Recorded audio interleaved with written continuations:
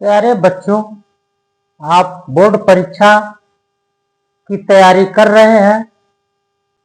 आपको कम से कम 6 से 8 घंटे तक की पढ़ाई करनी है। 6 घंटे तो अनिवार्य रूप से पढ़ाई सेल्फ स्टडी करें। कोशिश करें कि 8 घंटे भी हो जाए तो बेहतर रहेगा। आप जितनी पढ़ाई करते हैं उतना ही आपके लिए कम होगा। आप समय नहीं रह गया है। आप परीक्षा के समय अपने प्रवेश पत्र को साथ में अवश्य रखें। यह अनिवार्य होता है।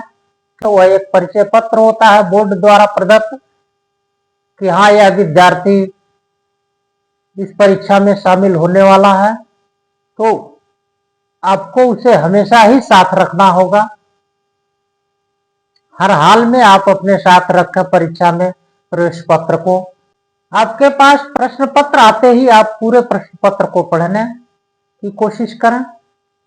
उसमें 5-10 मिनट जो भी समय लगता है उसे पढ़ें और समझें। फिर आपको जो भी सवाल के उत्तर मालूम है आप उसे लिखें। आज ऑब्जेक्टिव क्वेश्चंस जो आते हैं उन्हें अवश्य हल करें ताकि आपको उसके नंबर अवश्य मिलें, क्योंकि ऑब्जेक्टिव क्वेश्चन कम नंबर्स के होते हैं और उसके नंबर कटते नहीं हैं अगर आपके उत्तर सही है तो। भले ही आप 10 नंबर का क्वेश्चन हो, आप उसे कितना भी लिखते हैं तो आपको एग्जामिनर किसी भी हालत में 10 नंबर देने की स्थिति में नहीं होता है, मैथ और फिजिक्स को छोड़ करके।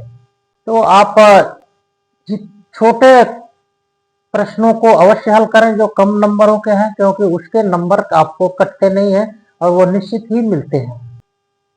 बड़े प्रश्नों को, विस्तृत प्रश्नों को हल करते समय ध्यान रखें कि बहुत ज्यादा समय न जाए।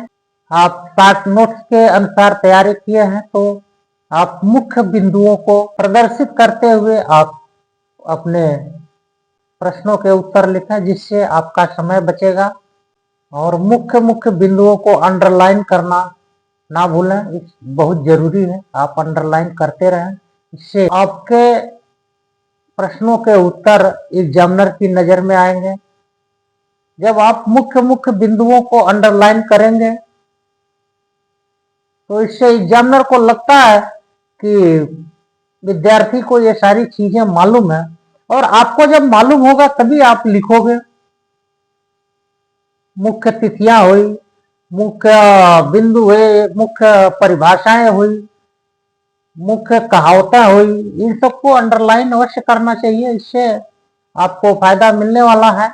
इसमें एग्जामिनर की नजर जाती है तो वो आकलन करता है कि विद्यार्थी इन सब चीजों को जानता है और उस पर ध्यान आकृष्ट होता है एग्जामिनर का जब आप अंडरलाइन करते हैं तो। इसलिए मुख्य बिंदुओं, परिभाषाओं, तथ्यों, तिथियों और सूत्रों को लिखते समय उन्हें अंडरलाइन अवश्य करें। अधिक से अधिक प्रश्नों को हल करने की कोशिश करें। कोशिश आपका यही रहना चाहिए कि प्रश्न पत्र में आए हुए सभी विस्तृत प्रश्नों के उत्तर आप विस्तृत उत्तर जो लिखते हैं उसे थोड़ा शॉर्ट करके लिखने की कोशिश करें, जिससे आपका समय बचे और आप सभी प्रश्नों पर ध्यान दे सकें। इससे आपका थोड़ा समय बचेगा और सारे प्रश्न आपके हल हो जाएंगे। इसमें निर्धारित समय होता है। आपको मालूम होना चाहिए कि फिक्स समय होता है बोर्ड परीक्षा में और उसके अंदर ही आपको सारे प्रश्नों के जवाब देने होते हैं। अतिरिक्त समय आपको किसी भी हालत में नहीं दिया जाता है, इसलिए आप अतिरिक्त समय की तलाश बिल्कुल भी ना करें और जितना जल्दी हो सके उसे आप लिखें